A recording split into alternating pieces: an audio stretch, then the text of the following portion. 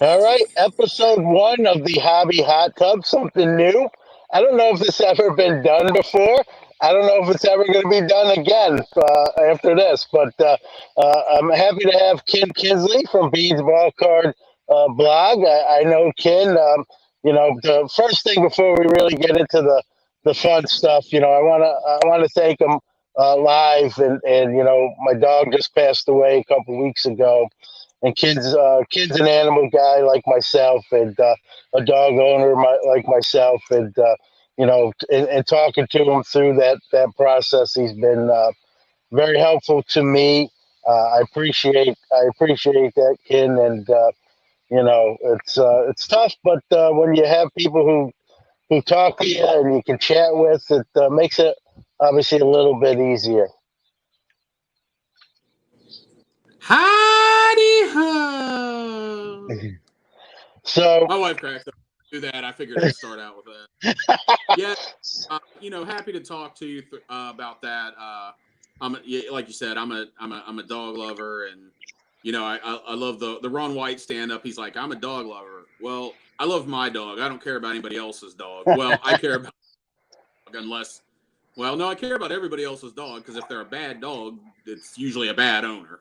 But yeah, yeah, no, was happy to chat with you because my wife and I went through that just a couple of years ago, and it was rough. And so yeah, I've been there, and we were lucky that we had local friends that actually she actually passed away when they had come over to support us because we knew she was about to go, and she actually passed away while they were here, and it was really hmm helpful to have friends. So yeah, feel free to call me a friend after that. But yeah, no, yeah. happy to chat with you, man. And going forward, don't hesitate to let me know. Yeah, no, I appreciate it. And one thing for those that are watching this show is going to be just a quick, laid back. I don't think you get any more laid back than sitting in a hot tub. So this is about as close to Texas hot as New York's going to be. It's 99 degrees in here, but I'm going to have different folks on. Ken's going to have the distinction of being the first ever guest on the hot tub, hobby hot tub, and. We're going to talk about whatever. It's kind of unscripted. Obviously, I'm in water, so I don't have notes. They wouldn't do me very much good. So, I want to start off with something near and dear to my heart as someone who got kind of his start in the hobby as a show dealer at 15 years old. I'm not 15 anymore, unfortunately, or fortunately, depending on which way you look at it. But we lost the shows with the pandemic. They were all shut down during the hot points with that. But now things are slowly getting lifted here and there. And you just attended in your neck of the woods in Texas the first show, at least in that area, since the pandemic hit. I just wanted to, pick your brain, kind of your observations as someone who went to the show. Were there a lot of people? How was the vibe? How many people wearing masks and not wearing masks? Were there less dealers maybe than you would have normally seen on the normal circumstances? Kind of, touch base with the difference post pandemic than pre pandemic. Yeah, so a couple things. FYI, you are kind of cracking in and out, so maybe if I answer a question incorrectly or ask you why again, it might be mine, it might be yours. But yeah, you had mentioned actually. I listened to. I think it was one of your what is it? Your quick hits you do? Is that what it's called? I can't Yeah, remember the name. yeah, yeah. And you were talking. I think that's the one where you were talking about. I just listened to it this past week, and you talked about doing that first show and how much you did. And I don't know if you saw my comment on that. I mean, Yeah, hell, the best I've ever done. Card shows like $300, but I'm not. I'm more of a collector. I don't open a lot of stuff, so it's a little random. But yeah, they so it would have been, I believe, 2 weeks ago, 3 weeks ago, 2 weeks ago, I think. So the Dallas Card Show, and you can follow them on Twitter, Facebook, website if you're in the area seeing this and you don't know about them. So it was a 3-day show. It was a Friday, Saturday, Sunday. Friday was 3 to 8, and then Saturday and Sunday, typical showish hours, 10 to 4, 10 to 5. So I went Friday night. I actually was not gonna go. You and I are friends on social media, so you know where I fall on the wear a mask and all that. I was Yeah. pretty hesitant. I was pretty hesitant to go, but Jeremy of the YouTube channel Jeremy IPTTM, and that's actually his Twitter as well. He came up from San Antonio with his son, and he was buying some unopened basketball product off of me, and so I said, you know what, I'll just meet you up there. And I went up. Was a little skeptical just with everything going on, but went up, had a good time. I was only up there Friday night, which, asking later, it seemed like the dealers were pretty happy, doing pretty well. So I can't really speak to Saturday and Sunday and how it was. This was only the show in that venue, and I actually set up at the first one last August. He had less dealers, but that was because he had to leave room between some tables and things like that. Because, at the time, I don't know what the percentage was. I don't know if we were at 50%, 75%, where we are now. I don't worry about it because I'm not really going out and doing much. Yeah. So there were a few less dealers, but I don't think that it was because of that. There was a dealer there that I spoke to that came down that is in Illinois. There was a group. I say a group. It was like two different individuals. I think they set up separately. Maybe they were together. They came in from Florida. So, I mean, it did not seem to damper the spirit. The usuals that would be there, that do either our bigger shows in the area or even some of the ones that do our one-day shows. Pretty much anybody I would expect to be there was there. I ran into Uncle Rich, Rich Klein. He was up there that evening. It seemed pretty business as usual. It was, I would say it was, it was about what the Friday night, that August show last year was. Probably 10% variance one way or the other. And I couldn't even tell you because I was set up there. I wasn't walking around. So things were different. Now talking about wearing the masks, I did wear my mask in there, but man, I was in the minority. Now I will say, I don't know how much this plays into it because let's be honest, we just don't really know that much about how it's transmitted.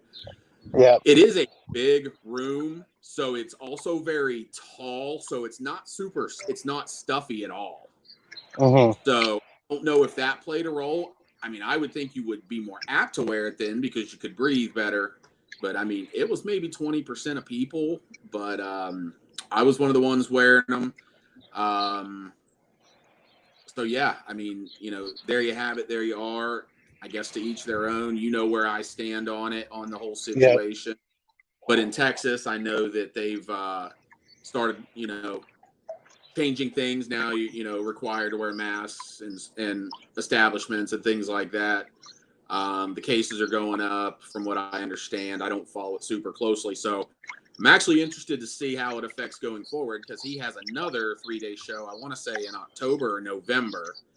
And, if we're going to get a spike and things are going to kick back to how they were, who knows what happens. But, all I can talk to is, what it was that day. But it seemed to be pretty much business as normal. It was a little disconcerting that there were maybe a handful of people throughout that just we're not paying attention to where they're going. We're not paying attention to anyone else. I mean, you always get those rude people, but it's a little more disconcerting in a time like this. But, I had mine and I always have my head on a swivel. So, I would just move away, do the best I could do.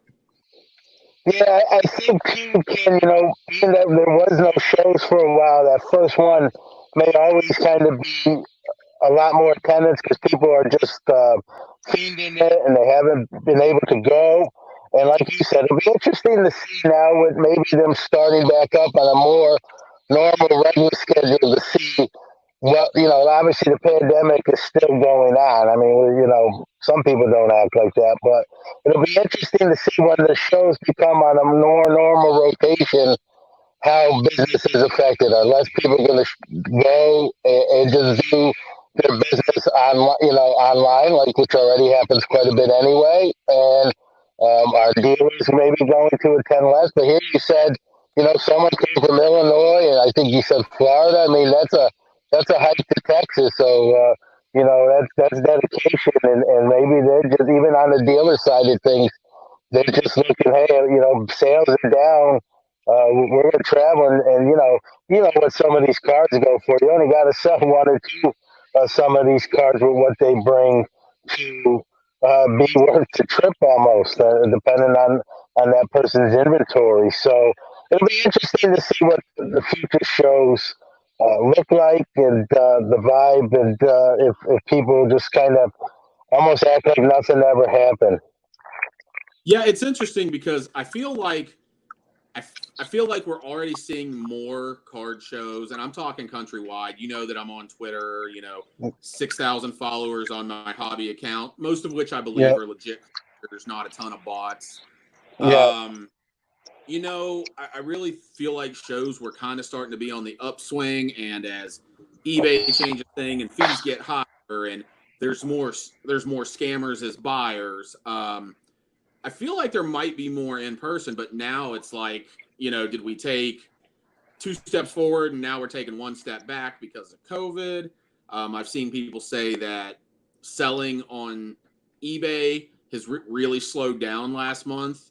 So, is that spike already over? Was this a handful of people that just happened to all have that, and 70% of people are still blowing things out online? But yeah, it'll be interesting to see what it does for shows, because I really felt like they have a lot of opportunity right now, because while online took over for so long, specifically eBay, there's a lot to bitch about with eBay, both as a buyer.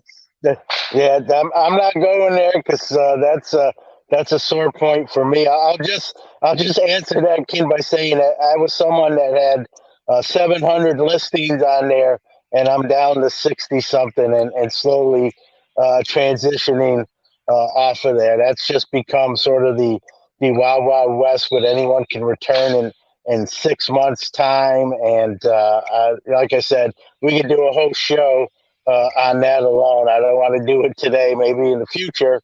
But let's go into something a little more lighthearted, and more fun than eBay, at least to me, and I know to you. You're a barbecue master. It's July 4th weekend. Happy July 4th to you and yours. So what's going on the grill?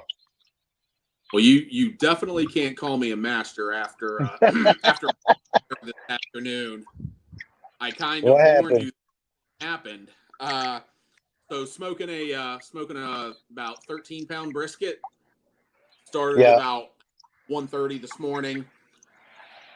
So if you smoke stuff, if you've read, they say that really only the first 2 to 4 hours, it depends on who you read, is when they actually accumulate smoke. So after that, so after 4 hours, I stopped putting any more wood in, just save Hmm. it for the next. Well, all of a sudden, I look up at one point, and I start to get up, and my wife looks up, and she's like, "There's a lot of smoke outside." Yeah, I know. I'm on my way. I had a fire Oh, so outside the smoker.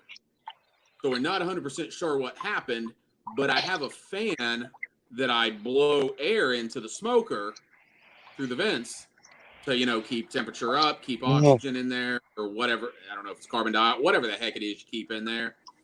And somehow my fan, and it was one of the fans you sit on the ground, and Yeah. it was a plastic cover. The plastic was on fire outside, and obviously melting. So that fan, which was my best floor fan, has maybe I may be playing taps for it tonight at sundown. Well, I got to ask you, how's the brisket? That wasn't affected? I'm hoping. Well, I'll have to let you know later tonight, because it's at about, I checked last about a half hour ago before I started trying to figure all this technology stuff out, and the internal seemed to be about 190, so I need to get it up just a little bit higher, and then I'll pull it out, let it set for an hour, and I'll let you know. Usually they've been pretty good. My last one was not as good. And I was talking to my buddy who also lives here in Arlington, uh, Gary, and he has a channel, Gary V Brand, I believe, is his channel, and he's on Twitter as well. he had asked me about cutting off the fat on the brisket. And I said, yeah. He's like, do you trim it or do you just leave it? He's like, I may just leave it next time. I'm going to try that. I was like, I trim it. But I was like, my last one was not very good. I mean, I have no problem saying it wasn't good. It was hot garbage. My wife and stepson were very sweet and said it was great, but it was not. So Yeah. didn't trim as much time. Going to see if that makes a difference. But it's I used a mesquite rub, a mesquite lump charcoal, and mesquite smoking wood. Well, it sounds good. It might be like prime rib, where I think you got to leave the fat on there. It has some kind of flavor effect on the rest of the meat. I know in prime rib, I'm not an expert other than I like to eat all that stuff. If that makes me an expert, I am. But I know prime rib, you got to leave that fat on there. It just does something to the rest of the meat. So maybe it's one of those kind of deals. I don't know, but worth a shot, Yeah, like you said. I keep reading you trim off to about a quarter inch. Maybe I cut too much, and I cut out a lot of the hard in the middle, where it's the same every time. On the thicker side, there's a lot of very hard fat, not like chicken fat or something like that. It's very hard, and you're supposed to cut that Yeah. out. I did much out this time. Again, maybe I just did too much. So we'll see. I'm cautiously optimistic. The temperature has stayed well today. Just even with the fire. Yeah. But they're staying consistent, so I'm feeling good. Yep. Well, hopefully it's good. I know we're having London broil here later on today. So, but back to cards, Ken. I know you're. I'm kind of big into the top 2020 project. I know you're not. I've had a lot of the artists on the show. I know. I got a kick at it. I think you still did it. You muted 2020 project, so you didn't have to be inundated with all the postings from that stuff, and I respect that. To each their own. But I wanted to ask you, like, how come? As I'm kind of a guy that cards are sort of art in their own right to begin with, and then the fact that they're merging these two worlds. Now I could go off on some of the QC stuff with tops, but I mean that regardless of that, like, how come you didn't really? It's not your thing, I guess, is the question. So, which of the 476 reasons would you like me to focus on? Give me the top couple, because we're coming down the home stretch here. Let's just go with the fact. First of all, I'm not a modern baseball collector. I Yeah. work on some vintage. I'm not really collecting a bunch of modern anymore. It's just not my thing. I don't find it interesting when in the last handful, maybe 10 years, you start seeing these sketch card 101s, and that doesn't interest me. I've never pulled one, and the only reason I'd be excited is the hope that I would be able to turn it around on eBay and pay for my box or my pack or whatever. Now, don't get me wrong, I love sports art because I love the old Provisions. I love the old Upper Deck team checklist that Vernon Wells Sr. did. I love that stuff. Yeah. I respect it. I love art, and I love the things that like Craig Kindler is doing with the Negro League. I'm just not that in.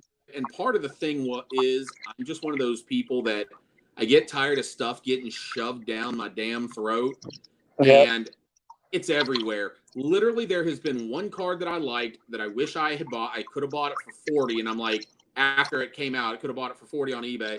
And I said, no, it's going to come down. I was wrong. It was an early one.